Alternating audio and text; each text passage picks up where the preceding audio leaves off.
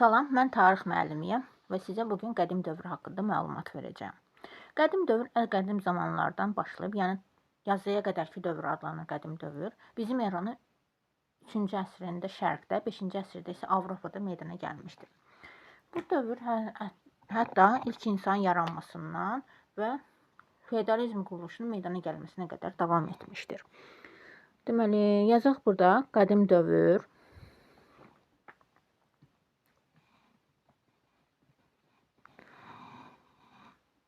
Qədim dövr dedik ki, yazıya qədərki dövr adlanır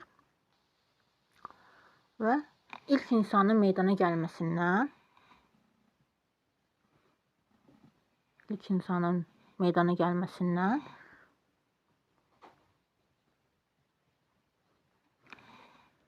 şərqdə 3-cü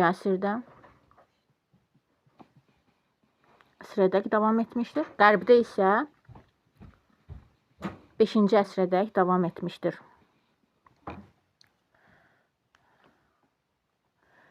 $2 milyon ildən artıq bir zamanda insanlar bəşər tarixində ən uzun sürən dövr olan ibtidai icma quruluşunda yaşayıblar və bunun nəticəsində mənimsəmə təsərrüfatı, yəni təbiətin məhsullarından istifadə edirdilər. Yəni bütünlüklə təbiətdən asılı idilər.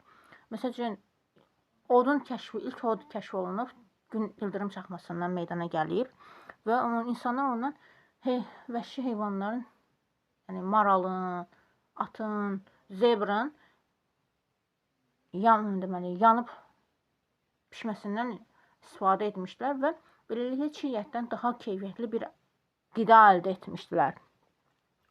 Yəni mənimsəmə təsərrüfatından istehsal təsərrüfatına keçilməsi dedikdə, yəni yığıcılıqdan əkinçilik, ovçuluqdan isə maldarlıq meydana gəlmişdir. Dövrdə eneolit dövründə metal kəşf olunmuşdur.